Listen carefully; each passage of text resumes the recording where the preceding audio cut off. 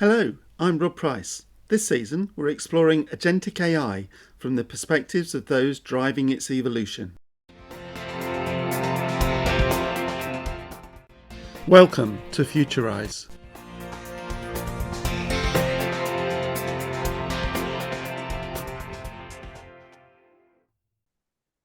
Hi, my name is Andreas Welsch. I'm an AI advisor, thought leader, and author on the topic of AI and leadership. In the fall, I published my first book called the AI Leadership Handbook, in which I share the 9 critical aspects that leaders need to get right in any organization when they want to introduce AI. I run a podcast myself called What's the Buzz? AI in Business, and a newsletter, the AI Memo, where you can learn all about how you can implement AI in your business successfully.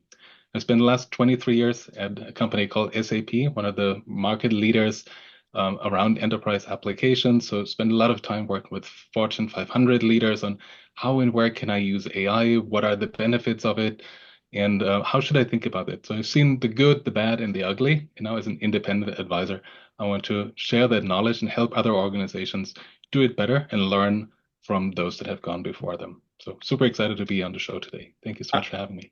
And really excited as well, Andreas, to have you on the show. Look, I reached out because I saw so many of your posts on LinkedIn. So bringing that enthusiasm on your part and expertise has been one of the kind of constant things I've seen over the last 2, 3 months. But tell me a bit more about some of the conversations that you've got into, especially around agentic AI, because it's really only last summer maybe that the world started using that as a regular term, even though I'm sure that both of us have met people who've gone, I've been talking about AI agents for 20 years or more. That's an excellent point, especially the 20 years. So I remember about 10 years ago, I was working for SAP's Chief Technology Officer, and we were putting together a vision around agents and multi-agent systems and how they would be able to help a business in any industry organize their operations, streamline their processes. And it seemed so far away. Right? And then we saw last year in the spring, roughly, the first AI agent frameworks emerge. Well, now we have this generative AI, these large language models that can understand what we are saying as humans. They can also reason to some extent on what the next best course of action be. Well, maybe we can, beef that up and all of a sudden have some technology that can do actually more, that can actually also execute these tasks and based on what they understand and what we mean. And I think that's a very promising kind of capability because for the first time in the history of computing, not only are these systems able to understand what we want them to do, to your point, there's been a lot of hype and a lot of promise in the market with all different kinds of vendors coming out with their own frameworks and solutions. Some have announced it, some have already shipped them. And I think this promise makes it super exciting, but we also see that we need a second component to be there and to be ready, and that's organizational change, right? People need to be ready in an organization to adopt this technology that first of all needs to live up to its expectations. And then, like we've seen this with any kind of technology before, machine learning, Gen AI, big data, analytics, mobile, you can go back as far as you want in the history of technology adoption. Companies need to be ready and they need to embrace it. And so I think now with AI agents, we're actually seeing a different paradigm because if this plays out as vendors are promising it to play out, we will have software that is in many areas as capable as we are that can help us do more of those mundane things. And what is mundane, keeps advancing with every new capability. But how do we introduce these AI agents? What does it mean for our team, for our people? Because they're most likely going to be concerned, right? That all of a sudden, hey, here's this superhuman AI that will put me out of a job that can do things better than I can, supposedly, but I don't really trust it. Right? Does it really do what it says it does? So I think there's a lot of education, a lot of awareness that needs to be created. And leaders also need to embrace it towards their team. They should encourage their team to try out these different products, certainly within guidelines and guardrails that need to be there. Um, but I think Where, those are some of the things that are coming together at this point where, in where, the where, industry. where have you found that's working best? Because I guess there's different approaches that you can take in terms of preparing for that journey. For example, one of the things that I've found is actually senior leaders have tended to be more enthusiastic around wanting to drive that change, wanting to understand what's the new art of the possible is, but then need to kind of bring the organization along that journey with them. Indeed, we've had that expressed on previous kind of podcasts. So do you look for certain patterns of those types of organizations that are ready, or indeed those that maybe need to go on a bit of a journey before they're able to start using agents in some capacity? I think organizations that have already built a muscle around this machine learning, AI, generative AI capability are certainly a lot better prepared to now advance to agentic AI, because they they have the digital chops, if you will, the AI literacy in their organization. They likely have these teams that have worked with these kinds of technologies before. So it's more of an incremental change, I would say. But that should not negate the fact that organizations that are earlier in their journey should look at this as well, because they have a lot of catching up to do. So there can be opportunities around, for example, customer service. How can I respond to my customers faster, right? So, say about 80% of the inquiries you get are probably for the same topics: product questions, availability, payment terms, sales, these kind of things. So if you're able to provide an agent with your knowledge base about your products, and they're able to maybe even in the first step help your customer service agent get that answer faster. Customer service agent reviews it and then they send it on as their own response. That can already take out a lot of the manual time and work of figuring out, well, what does customer actually want? Is it the same as everybody else? Are there some differences? Where do I get the information? And so on. So I think customer service certainly is one area where we're seeing a lot of promise and a lot of good first use cases already. But I would say, because the technology is so nascent and so early in its maturity, I would always loop that reviews whatever this agent has proposed or has created, because there's a certain amount of risk that the agent goes off on a tangent, proposes something that is inaccurate. And at the end of the day, your customer doesn't care if you're AI or your employee. So it's still your company, your reputation that is on the line to some extent. So always have a person review this before you send it on. It will get better, right? We will see even more capable agents in the future, I'm sure, but that would be my recommendation for right now. In the early days of cloud computing, a lot of organizations almost immediately rebranded around cloud. So put a cloud label on anything that they were selling that related to infrastructure services. And I think there's a degree of that happening around agents and agentic. It's anything that relates to automation or potential productivity kind of might be agentic. Do you have a view in terms of, is there a true agentic? Does that mean anything, or is it really, or should it really be focused around the benefits that organizations are getting in terms of improved efficiency or productivity gains, etc.? Or how does it, from your point of view, what is agentic AI? So there are a couple. Yes. To me, agentic AI is a software's ability to accept the goal that the user has defined, break this goal into sub-goals, and work on these sub-goals individually until it's reached them and return the result back to the user or back to a customer. So it's a kind of AI in my view. Like we've seen machine learning that can recognize patterns, deep learning, more the neural networks that can maybe even classify or generate images. We've seen generative AI that can generate text, audio, video, and so on, and now agentic AI that has more autonomy in that sense of what it does. But what's stayed the same for me and what I've observed in the industry over the last 20 some years is that obviously vendors are attaching themselves to these new terms, to these new buzzwords. They have to. Right? On one hand, it's about getting investment. If you're early on, if you're a startup, if you're not doing agentic AI, well, what are you doing? Are you working with last year's technology or last decade's technology? No, right? So you have to say you're using agentic AI. Similarly, if you're on the other side of that scale or spectrum, in one of the big tech players, you have to do the same thing as well, because your customers are spending money with you. You want them to spend even more money with you. So if you're not catching on to that latest trend, well, where and how are you spending your R&D dollars? So it's a bit of that, plus overall financial investors looking to see that companies keep innovating, that they do keep delivering value. And certainly as a customer, you want to know that your vendor is investing as well and can help you with these new technologies too.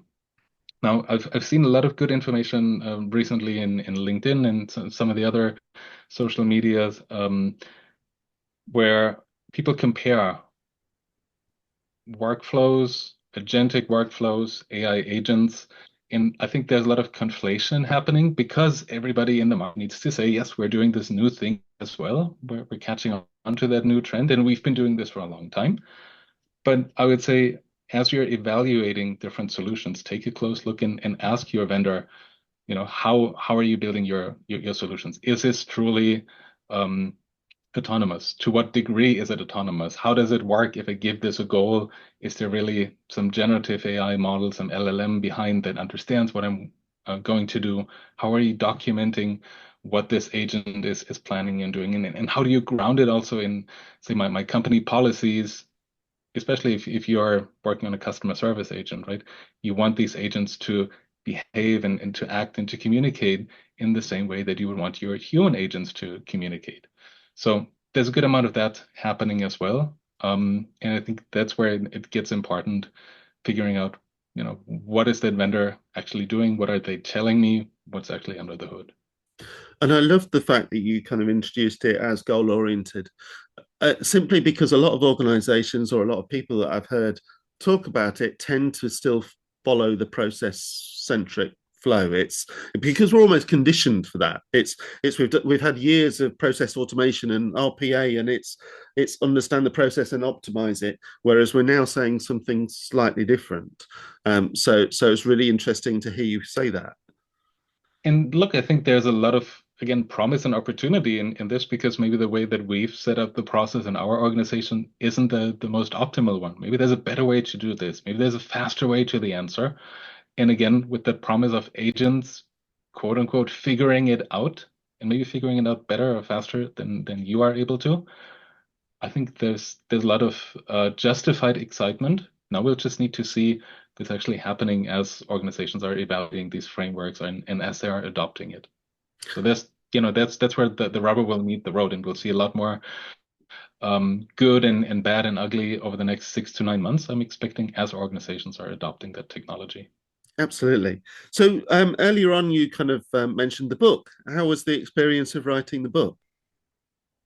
Oh, it was fantastic. Look, I shared, I run this podcast, What's the Buzz? I'm in my 4th year, and I've interviewed more than 60 AI leaders for the book over those roughly 3.5 years.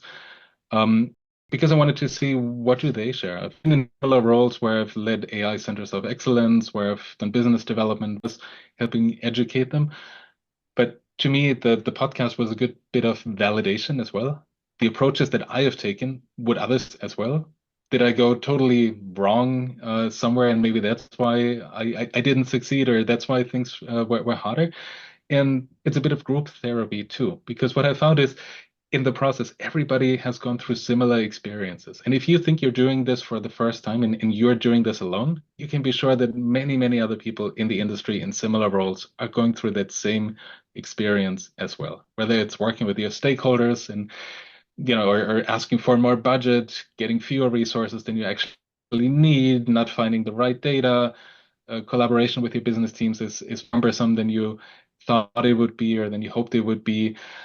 All these kind of things. There are many, many others in the industry going through this as well. So the AI Leadership Handbook, to me, is that practical guide that I want to make available to people new to AI leadership, or those that, again, like myself, just want to validate, hey, the approach that I'm taking is it what other people are doing too, where a copy on it on Amazon.com or Google. It's available as a paperback, as an ebook. If you're on Rakuten and Kobo, it's even available as an audiobook. And super easy to read. good for an afternoon reading in a weekend.